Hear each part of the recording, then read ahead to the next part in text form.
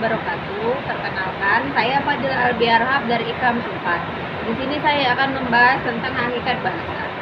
Bahasa adalah sistem lambang bunyi yang arbitrer yang dipergunakan oleh para anggota kelompok sosial untuk bekerja sama, berkomunikasi dan mengidentifikasikan diri.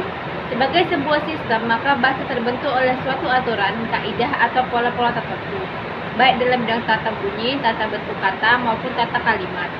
Bahasa adalah fenomena yang menghubungkan dunia makna dengan dunia bunyi. Dunia makna artinya adalah di mana setiap bahasa yang kita gunakan akan menghasilkan sebuah pengertian baik dari pengertian pendengar maupun pembaca dan diri sendiri. Jika dunia makna dihubungkan dengan dunia bunyi, akan lebih menghasilkan pengertian yang khas. Hakikat bahasa yakni sebuah alat komunikasi verbal yang digunakan manusia dalam menjalani kehidupan sehari-hari dan mempunyai sistem dengan pola tertentu. Unsur-unsur bahasa adalah sebuah sistem. Bahasa dianggap sebagai sistem karena di dalam bahasa terdapat cara atau metode yang teratur untuk melakukan sesuatu. Kedua, bahasa bersifat arbitrer atau konvensi. Lambang bahasa itu bersifat arbitrer, artinya hubungan antara lambang dengan yang diambangkan tidak bersifat wajib, bisa berubah dan tidak dapat dijelaskan mengapa lambang tersebut mengonsep makna tertentu.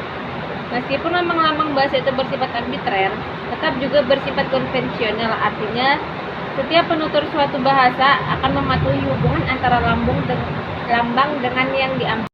Yang ketiga, bahasa hanya dikenal di dunia manusia.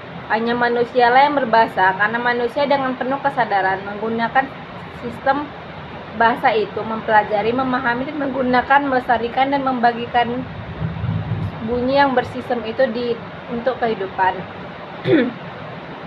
Yang keempat, bahasa itu bersifat dinamis. Bahasa itu bersifat dinamis artinya bahasa itu tidak terlepas dari berbagai kemungkinan perubahan yang sewaktu-waktu dapat terjadi. Yang kelima, bahasa bersifat produktif. Bahasa itu bersifat produktif artinya dengan sejumlah unsur yang terbatas namun dapat dibuat satuan ujaran yang hampir tidak terbatas. Yang keenam, bahasa itu beragam. Bahasa itu beragam artinya meskipun sebuah bahasa mempunyai kaidah atau pola tertentu yang sama, namun karena bahasa itu digunakan oleh penutur yang heterogen yang mempunyai latar belakang sosial dan kebiasaan yang berbeda, maka bahasa itu menjadi beragam. Yang ketujuh, bahasa berfungsi sebagai identitas suatu komunitas. Bahasa dianggap sebagai simbol kebudayaan karena bahasa merupakan sistem simbol manusia yang paling lengkap, sehingga tidak mengherankan kalau bahasa juga menjadi simbol etnokultur. Fungsi bahasa yaitu bahasa resmi kenegaraan, bahasa pengantar dalam dunia pendidikan, sebagai alat pemersatu berbagai suku di Indonesia, dan terakhir alat pengembangan kebudayaan, ilmu pengetahuan, dan teknologi. Jadi kesimpulan yang bisa kita ambil adalah bahasa adalah sistem lambang bunyi yang arbitrer yang dipergunakan oleh para anggota kelompok sosial untuk bekerja sama, berkomunikasi, dan mengidentifikasikan diri. Pada hakikatnya, bahasa Indonesia merupakan bahasa internasional dan sarana untuk berkomunikasi antar sesama manusia. Fungsi bahasa yaitu fungsi informasi, fungsi ekspresi diri, fungsi adaptasi dan integrasi, fungsi kontrol sosial. Sekian dari saya.